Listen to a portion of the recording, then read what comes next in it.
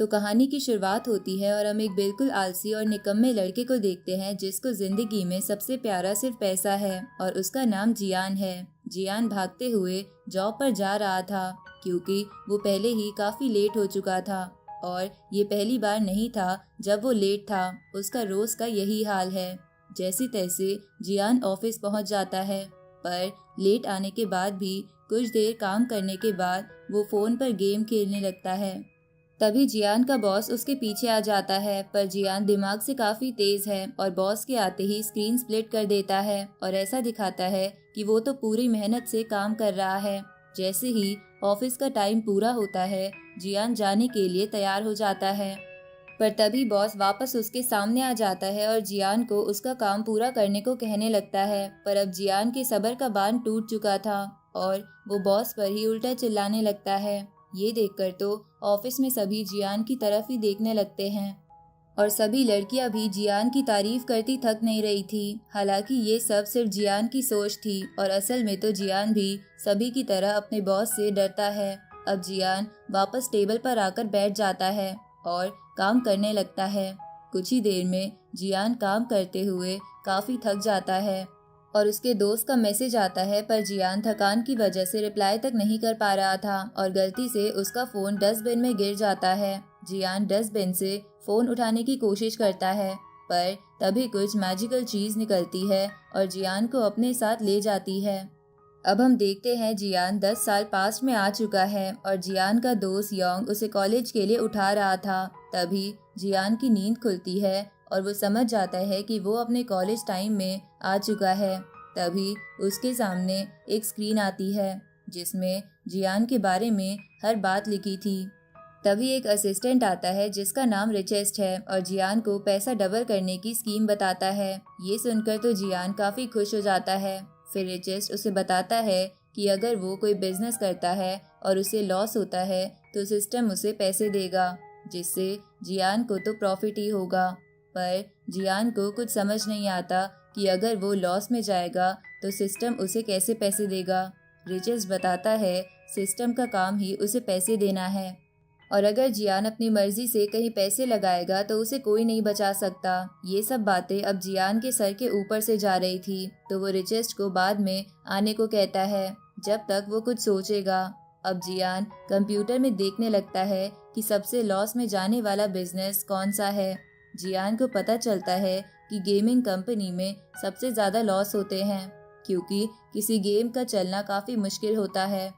अब जियान एक ऐसी गेम बनाने का डिसाइड करता है जो काफी घटिया होगी, जिससे उसका सिर्फ लॉस हो। फिर जियान रिचेस्ट को भी ये सारी बातें बता देता है और रिचेस्ट जियान को 14 दिन का टाइम और 5,000 रुपए देता है, जिसमें उसे गेम बनाकर अपलोड भी करनी थी।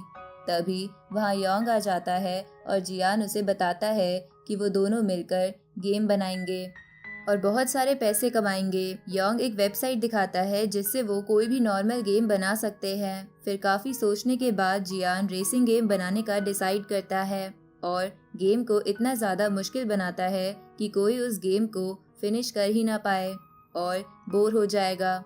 साथ ही जियान उस गेम को काफी महंगे में भी बेचता है जिससे उसका सिर्फ लॉस ही हो। कुछ देर बाद जियान देखता है कि अब भी उसकी गेम किसी ने नहीं खरीदी थी, जिससे वो काफी खुश होता है। जियान के दोस्त उसे गेम खेलने के लिए बुलाते हैं, पर वो सोने चला जाता है। जिसके बाद हम एक गेमिंग यूट्यूबर को देखते हैं, पर उसकी काफी टाइम से कोई वीडियो वायरल नहीं हुई थी, जिसकी वजह से उसे स्पॉन्सर भी नहीं मिल रहे थे और उसकी लाइफ काफी गरीबी में कट रही थी।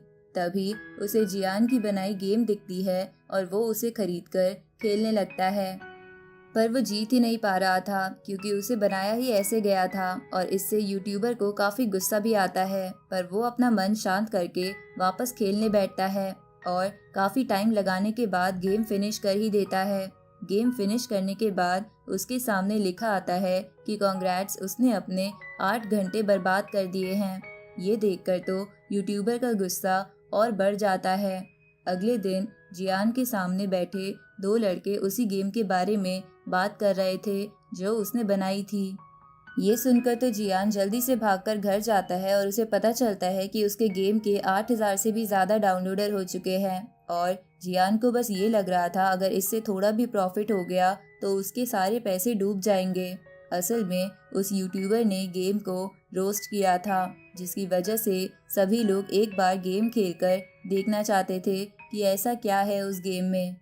अब जियान के पास अभी भी 7 दिन बचे थे और अगर जियान को गेम से प्रॉफिट मिल गया तो उसे कुछ नहीं मिलेगा। तभी हम एक आदमी को देखते हैं जो जल्दी से जियान की उसी गेम को खरीदने का ऑर्डर देता है, जिसके बाद रिचेस जियान को बताता है कि उसकी गेम ने 70,000 का प्रॉफिट कमाया है, इसलिए उसे सिर्फ 7,000 मिलेंगे, जो कि काफ़ी कम था और सिर्फ 10% था। साथ ही इस बार जियान को गेम बनाने के लिए 3 लाख दिए जाएंगे।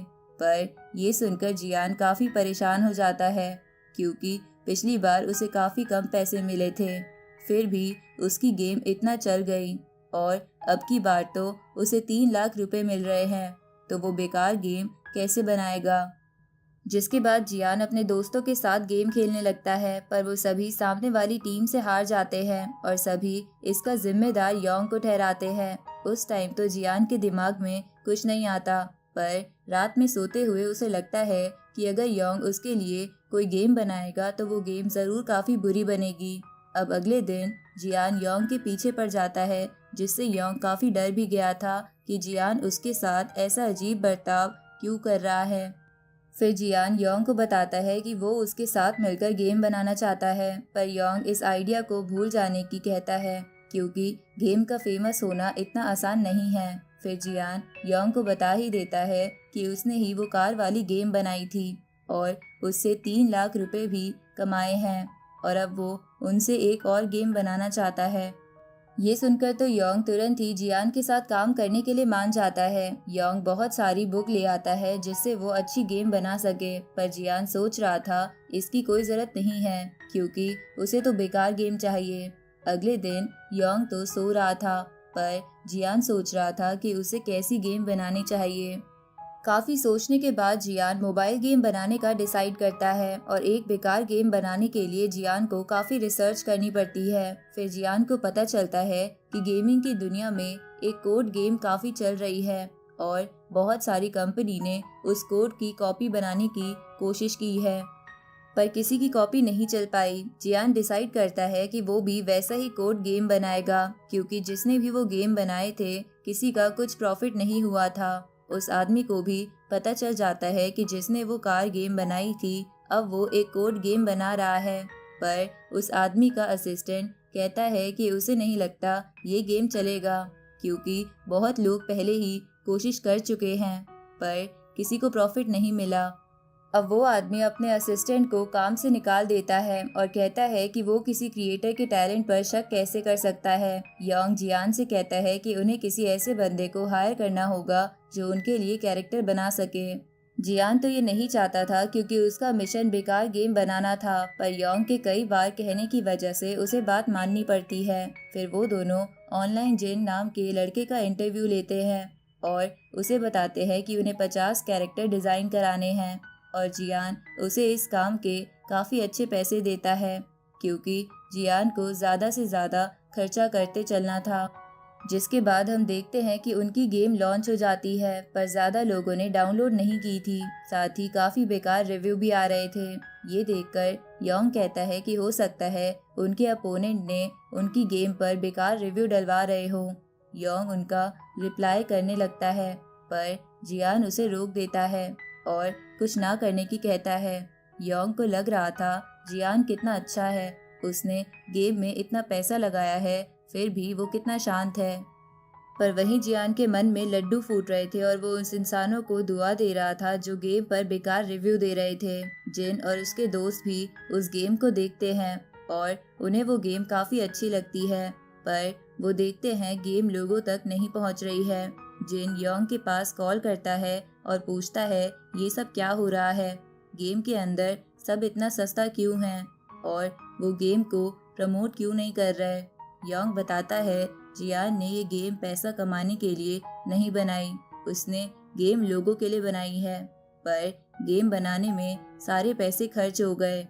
इसलिए वो गेम का प्रमोशन नहीं कर सकते। ये सब जानकर जिन को काफी बुरा लगता है क्योंकि जियान इतना अच्छा है और उसने सारा पैसा उन्हें ही कैरेक्टर बनाने के लिए दे दिया, इसलिए अब वो गेम प्रमोट ही नहीं कर पा रहा। तो जिन अपने दोस्तों से कहता है उन्हें जियान की मदद करनी होगी। दूसरी तरफ जियान काफी ज्यादा खुश दिख रहा था क्योंकि इस गेम से उसे काफी लॉस होने वाला था और जितना उसे लॉस होगा उतना ही प्रॉफिट मिलेगा। पर तभी योंग जियान के पास आता है और उसके गले लग जाता है। जियान योंग से पूछता है कि कहीं वो गेम फ्लॉप होने की वजह से पागल तो नहीं हो गया, पर योंग बताता है उसका गेम फेमस हो गया है। तभी जियान रिव्यू चेक करता है और देखता है बहुत सारे अच्छे रिव्यूज आ चुके हैं और लगातार बढ़ते जा रहे हैं। ये देखकर तो जियान की सारी खुशी खो जाती है। जियान पूछता है ये कैसे हुआ। योंग बताता है जिन ने इसमें उसकी मदद की है, उसने गेम का प्रमोशन किया।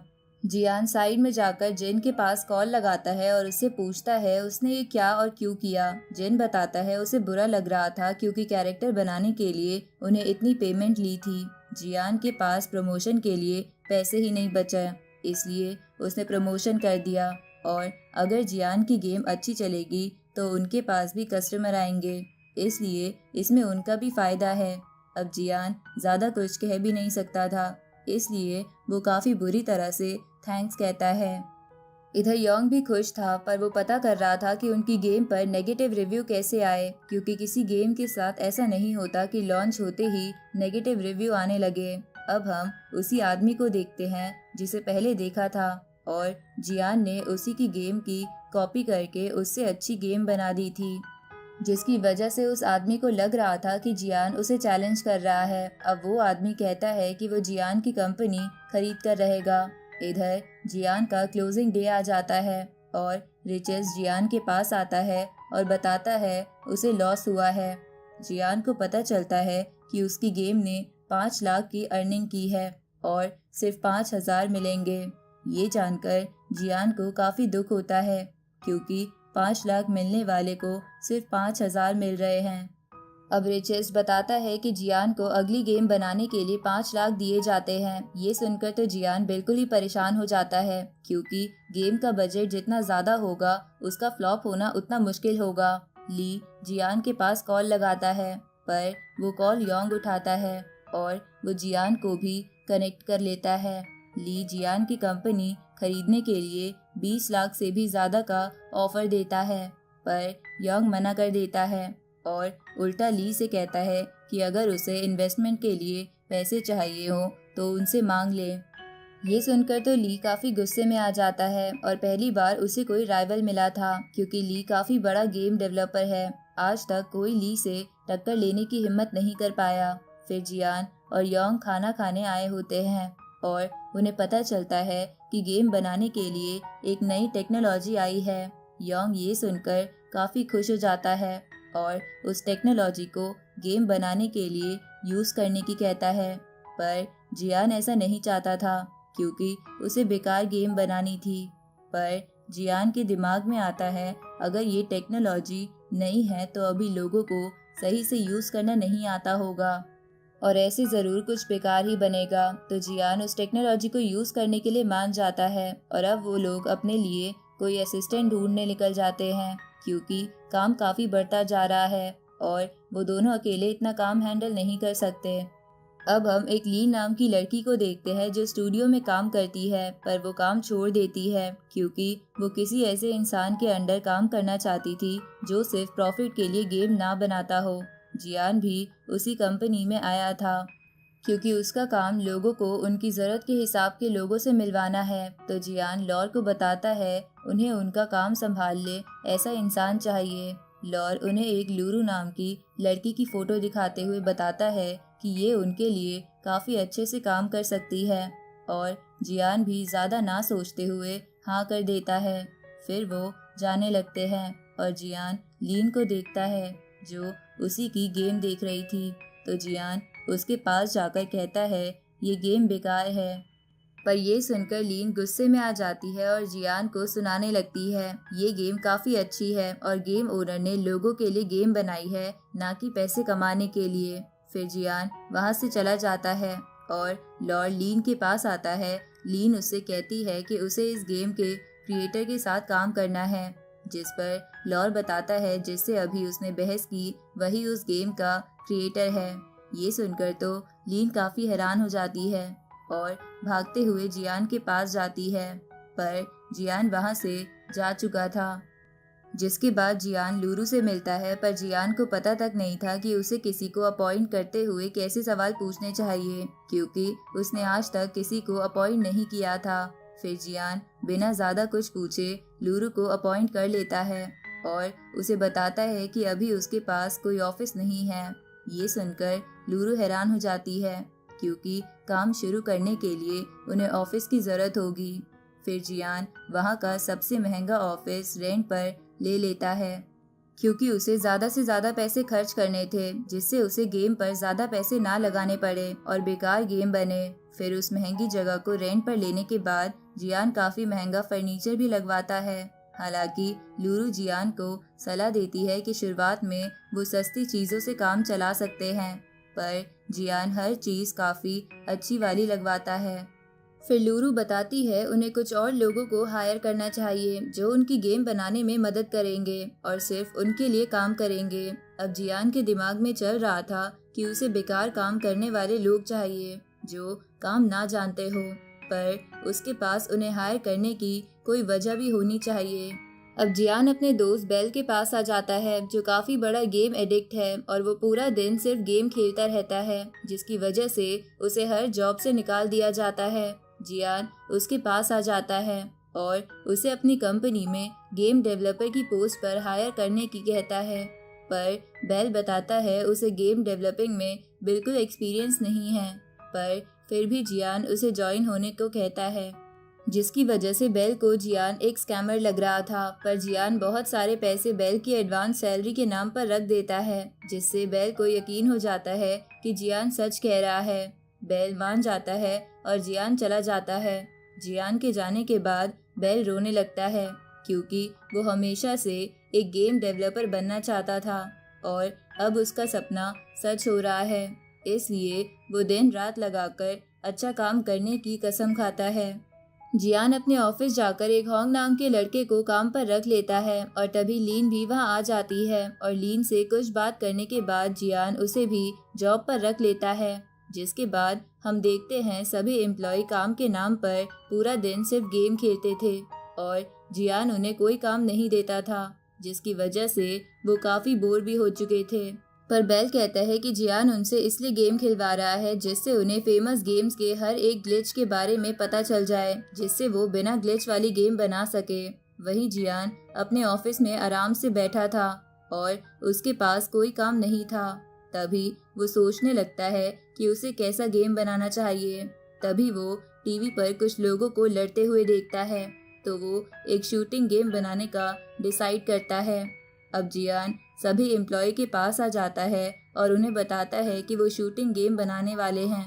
पर जियान जिस तरह का शूटिंग गेम बनाने का आइडिया देता है वो किसी को पसंद नहीं आता, क्योंकि उनके हिसाब से ऐसी गेम जरूर फ्लॉप होगी। पर जियान तो चाहता ही यही था। जिसके बाद सभी घर चले जाते हैं और सिर्फ बेल को ओवरटाइम करने की परमिशन थी, क्योंकि जियान को पता था बेल सिर्फ गेम ही खेलेगा तो कोई दिक्कत नहीं है। पर होंग भी छुप कर रुक गया था और बेल से कहता है कि जियान ने उन्हें नया गेम बनाने के लिए काफी कम टाइम दिया है, इसलिए उन्हें ज्यादा मेहनत करनी होगी। अब वो दोनों एक शूटिंग ज़ॉम्बी गेम बनाने का डिसाइड करते हैं और हम उन दोनों को गेम के अंदर देखते हैं, जो मिलकर हर एक कमी को पूरी करते हैं और अच्छे से अच्छा गेम बनाने की कोशिश करते हैं। बेल इसमें होंग की काफी मदद करता है, जिसकी वजह से होंग बेल की काफी तारीफ भी करता है। अब अगले दिन होंग वापस से ओवर टाइम करता है और इस बार योंग को इसका पता चल जाता है, तो वो जियान को भी इस बारे में बता देता है कि होंग ओवर टाइम कर रहा है। जियान तुरंत ही होंग को मना करने जाने लगता है, पर योंग बताता है होंग ओवर टाइम में भी सिर्फ गेम ही खेलता है। ये सुनकर जियान तभी रुक जाता है, क्योंकि अगर होंग कोई प्रोडक्टिव काम नहीं कर रहा है तो कोई दिक्कत नहीं है। फिर जियान योंग से कहता है कि होंग को ओवर टाइम करने देना चाहिए, क्योंकि अगर डेवलपर गेम ही नहीं खेलेगा तो गेम के बारे में सीखेगा कैसे। जिसके बाद कुछ ही दिनों में होंग जियान के सामने गेम का फ्रेमवर्क दे देता है। जियान ये देखकर काफी हैरान था कि वो लोग इतनी जल्दी कैसे काम खत्म कर रहे हैं। तभी जियान के दिमाग में आता है जरूर गेम बेकार होगी, इसलिए इतनी जल्दी बन गई। तो जियान होंग से कहता है कि वो काफी समझदार इंसान है और वो खुद इस गेम के काम को देख सकता है। ये सुनकर होंग खुश हो जाता है और बाहर आकर सभी को बताता है गेम के फ्रेमवर्क को अप्रूवल मिल गई है। फिर जियान नहा रहा था और देखता है कि उसकी पिछली गेम काफी चल रही है, जिसकी वजह से इस गेम का बजट बढ़ता जा रहा है। इसलिए वो और ज्यादा पैसे खर्च करने की सोचने लगता है। तभी योंग वहां आता है और बताता है कि जियान ने होंग को ओवर टाइम करने से नहीं रोका, इसलिए अब सभी ओवर टाइम कर रहे हैं। तभी जियान के दिमाग में आइडिया आता है और वो इन सभी को ओवर टाइम के लिए सैलरी से डबल पैसे देने की कहता है और योंग से कहता है कि वो लोग उनकी कंपनी के लिए रात के भी मेहनत कर रहे हैं, इसलिए उन्हें इसका इनाम तो मिलना ही चाहिए। ये सुनकर तो योंग की आंखों में आंसू आ जाते हैं और वो सोचने लगता है कि जियान कितना अच्छा इंसान है। फिर सभी एम्प्लॉय खाना ऑर्डर कर रहे थे, पर जियान उन्हें बताता है कि उसने पहले ही काफी महंगी जगह से उनके लिए खाना ऑर्डर कर दिया है और बताता है जब तक वो यहाँ है उन्हें खाने की टेंशन लेने की जरूरत नहीं है। साथ ही जियान बताता है कि वो सिर्फ खाकर अनहेल्दी ना हो जाए, इसलिए उसने उनके लिए जिम भी खोला है।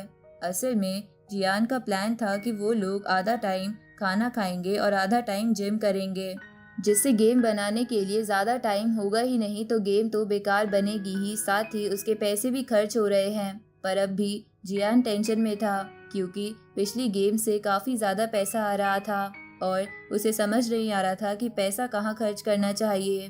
तो जियान बेल के पास जाता है और उससे कहता है कि उन्हें गेम का बजट बढ़ाना चाहिए, पर बेल कहता है कि गेम का बजट काफ़ी अच्छा है और इसमें एक काफ़ी अच्छी गेम बन जाएगा।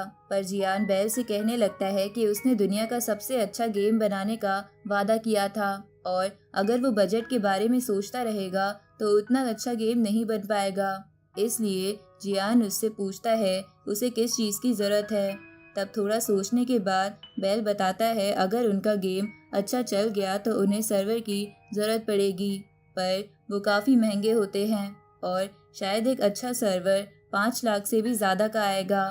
पर जियान पैसों की चिंता ना करने को कहता है और गेम को लॉन्च करते ही सर्वर खरीदने को कहता है। दूसरी तरफ ली अब भी यही सोच रहा था कि जियान और उसकी कंपनी को कैसे डिस्ट्रॉय करना है। ली जियान की कंपनी तो नहीं खरीद पाया था, पर वो जियान के एम्प्लॉयज़ को खरीदने का डिसाइड करता है, क्योंकि अगर जियान के एम्प्लॉय ही उसके साथ नहीं होंगे तो उसकी कंपनी डूब ही जाएगी। अगले दिन जियान कॉलेज में था और उसे योंग से पता चलता है कि उसके हर एम्प्लॉय को फेरी स्काई स्टूडियो से जॉब ऑफर हुई है। जियान जल्दी से अपने ऑफिस पहुंचता है और देखता है वहां कोई नहीं है। जियान सोचने लगता है फेरी स्काई स्टूडियो सबसे बड़ी कंपनी है और उन्हें काफ़ी अच्छी सैलरी पर जॉब ऑफर हुई थी, तो वो लोग ज़रूर चले गए होंगे। पर तभी सभी लोग सामने आ जाते हैं और बताते हैं वो गेम की वीडियो टेस्टिंग वाले रूम में थे। वो सभी बताते हैं कि फेरी स्काई स्टूडियो काफ़ी फेमस स्टूडियो है और उन्हें सैलरी भी काफ़ी अच्छी मिलती, पर उन सभी को लगता है कि जियान एक काफ़ी अच्छा बॉस है, इसलिए कोई नहीं गया। साथ ही वो बताते हैं कि उन्होंने गेम तैयार कर दी है और जियान को गेम दिखाने लेकर जाने लगते हैं। जियान सोच ही रहा था कि उसे क्या करना चाहिए जिससे कुछ टाइम वेस्ट हो, वरना वो लोग टाइम से पहले ही गेम लॉन्च कर देंगे। तो जियान टीम बिल्डिंग एक्टिविटी की कहने लगता है। तभी वहाँ फेरी स्काई स्टूडियो के ओनर ली का असिस्टेंट आ जाता है और बताता है उसने वहाँ से जॉब छोड़ दी क्योंकि ली अच्छा इंसान नहीं है और पावर के पीछे रहता है।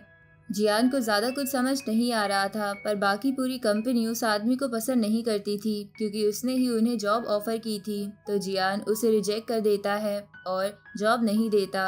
अब सभी जिम करते हुए सोच रहे थे कि वो टीम बिल्डिंग एक्टिविटी के लिए कहाँ जाने वाले हैं।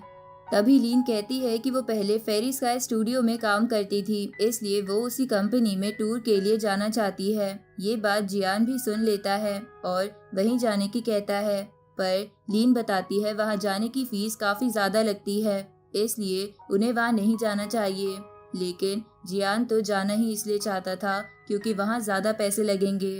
अब अगले दिन वो सभी उस कंपनी में पहुंच जाते हैं और वो कंपनी काफी ज्यादा बड़ी थी, जिसे बनाने में करोड़ों रुपए लग सकते हैं। उन्हें वहाँ का मैनेजर जू मिलता है जो काफी एटीट्यूड में था क्योंकि जियान की कंपनी अभी इतनी ज्यादा बड़ी नहीं थी। फिर वो सभी साथ बैठकर बात करने लगते हैं और जियान के एम्प्लॉय बताते हैं कि उन्हें तो ओवर टाइम के अलग से पैसे मिलते हैं, पर दूसरी कंपनी वालों को ऐसा कुछ नहीं मिलता था। फिर जू लीन की बेइज्जती करते हुए बताता है कि वो इतना अच्छा काम नहीं करती थी, जिसकी वजह से वो उसे निकालने वाले थे, पर अच्छी बात थी कि उसने खुद ही रिजाइन कर दिया।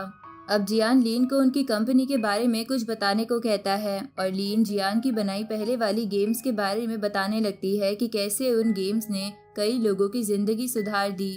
पर जियान ये सब जानकर काफी हैरान था क्योंकि उसने गेम्स को फ्लॉप होने के लिए बनाया था। ये सब सुनकर जू को अच्छा नहीं लगता तो वो अपनी एक अपकमिंग गेम के बारे में ही बताने लगता है, जबकि उसकी असिस्टेंट ऐसा ना करने को कहती है।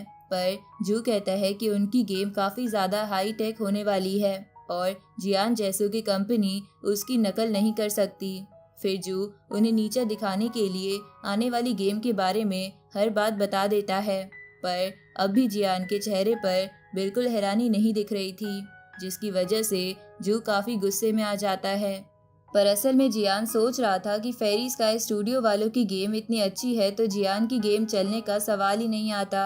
अब सभी लोग वापस अपनी कंपनी में आ जाते हैं और अपनी गेम को और अच्छी करने की कहते हैं, क्योंकि उन्हें लग रहा था जियान उन्हें इसलिए फेरी स्काई स्टूडियो में लेकर गया था जिससे उन्हें कंपटीशन का पता चल सके।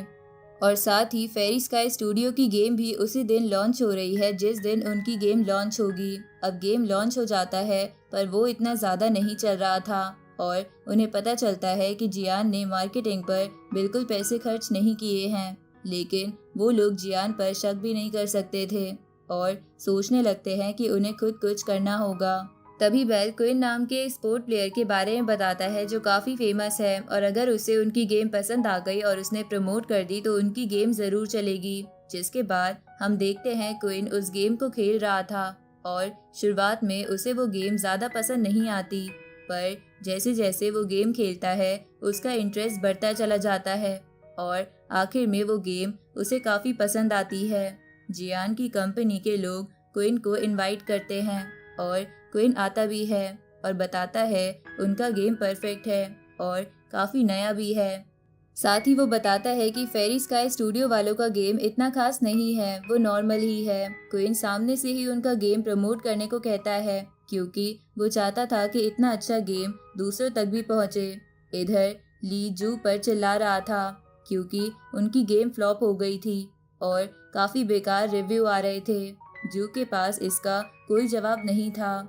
जिसके बाद जियान कॉलेज में था और योंग उससे कहता है उनका गेम इतना अच्छा नहीं चल रहा।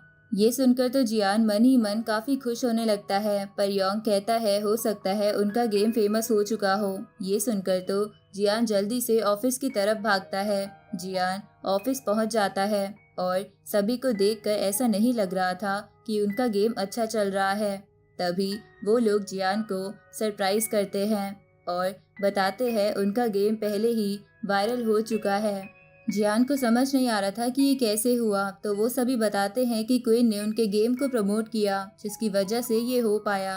अब ये सुनकर तो जियान के पैरों के नीचे से जमीन खिसक जाती है और उसे लगने लगता है कि उसे वापस से एक पैसा तक नहीं मिलेगा। अब जियान को समझ नहीं आ रहा था कि क्या करना चाहिए, क्योंकि ये गेम भी वायरल हो चुकी है और दूसरी गेम के भी पैसे आ रहे हैं और अब उसके पास 1 मिलियन से भी ज़्यादा पैसे आ चुके हैं। जियान लूरू को बुलाता है और उससे कहता है कि वो कुछ पैसे अपने एम्प्लॉय पर खर्च करना चाहता है, जिसके लिए उसे रिचेस्ट भी मना नहीं कर पाता क्योंकि जियान अपने ऊपर खर्चा नहीं कर रहा था। अगले दिन जियान उन्हें काफ़ी बड़े मॉल में ले आता है और बताता है वो लोग यहाँ शॉपिंग करने वाले हैं और जियान उन सभी को गिफ्ट वाउचर देगा, तो उन्हें पैसों की चिंता करने की ज़रूरत नहीं है। जिसके बाद हम देखते हैं जियान सभी एम्प्लॉय को काफ़ी महंगे गिफ्ट देता है, जिससे वो काफ़ी अच्छे पैसे खर्च कर देता है। अगले दिन जियान होंग और बेल को एम्प्लॉय ऑफ द ईयर का अवार्ड देता है और उनसे कहता है कि आज से उन्हें काम पर आने की जरूरत नहीं है, क्योंकि जियान उन्हें इतने पैसे देगा कि वो अपनी जिंदगी आराम से बिता सकेंगे। जियान होंग को 1 मिलियन रुपए देता है और बेल को वेकेशन पर भेज देता है। अब होंग जाने लगता है और वो काफी इमोशनल लग रहा था, इसलिए वो जियान से भी नहीं मिलता, क्योंकि उसे लग रहा था कि जियान भी काफी इमोशनल हो जाएगा। पर वही जियान तो खुशी से नाच रहा था, क्योंकि उसने काफी सारे पैसे खर्च कर दिए थे, जिससे पहली बार वो सिस्टम को हरा रहा था। जिसके बाद हम देखते हैं जियान गेम में कोई अपडेट नहीं दे रहा था, जिससे कम से कम ही लोग गेम को खेले, पर कोई गेम के सारे कैरेक्टर डेवलप कर देता है और हमें पता चलता है ये काम जिन ने किया था। जियान को भी इसका पता चलता है और वो सोचने लगता है जिसने भी ये किया है उसे वो नहीं छोड़ेगा। तभी जिन जियान के पास आ जाता है और जियान को बताता है कि उसने ये किया है, पर जियान उसे ज्यादा कुछ कह भी नहीं पाता। फिर जियान अपनी नई गेम का काफी बेकार प्रमोशन करने का तय करता है, जिससे लोगों के बीच गेम के लिए गुस्सा बन सके। जिसके बाद वो लोग उसी यूट्यूबर से प्रमोशन कराते हैं जिसने जियान की पहली गेम का रोस्ट किया था। जियान उसे इतने पैसे देता है कि वो उनके बेकार तरीके से प्रमोशन करने के लिए मान जाता है। अब उनकी गेम लॉन्च होती है और लोगों को वो गेम बिल्कुल पसंद नहीं आती और उनके पास बहुत सारे लेटर भी आते हैं जिसमें गेम की बुराई थी और लोग उस यूट्यूबर को उनका कुत्ता बता रहे थे, जिससे उसकी इमेज भी खराब हो रही थी। इतने नेगेटिव लेटर देखकर सभी एम्प्लॉय काफी निराश हो जाते हैं, पर जियान तो काफी खुश था। वो यूट्यूबर भी नेगेटिव कमेंट से काफी निराश था और खुद एक बार गेम खेलने की सोचता है और उसे पता चलता है कि गेम में तो वो सब हो रहा है जो उसकी लाइफ में चल रहा है और जो हो चुका है। जैसे पहले लोग उसे ताने देते थे कि वो कभी यूट्यूबर नहीं बन पाएगा और उसका मजाक बनाते थे। यूट्यूबर को समझ आ जाता है कि वो गेम एक मास्टरपीस है, इसलिए वो गेम को वापस से प्रमोट करने का डिसाइड करता है। जियान काफी खुश था क्योंकि इस बार गेम को सभी बेकार बता रहे हैं। तभी एक लड़का उसके पास आता है और बताता है कि उनकी वीडियो वायरल हो गई है। ये सुनकर जियान हैरान हो जाता है कि कौन सी वीडियो। फिर वो बताता है कि उस यूट्यूबर ने वापस से एक वीडियो बनाई है और बताया कि पिछली वीडियो एक प्रैंक वीडियो थी और इस गेम में हर इंसान की लाइफ के बारे में बताया गया है, जिन परेशानियों से लोगों को गुजरना पड़ता है और उन परेशानियों के बारे में गेम में बताया गया है।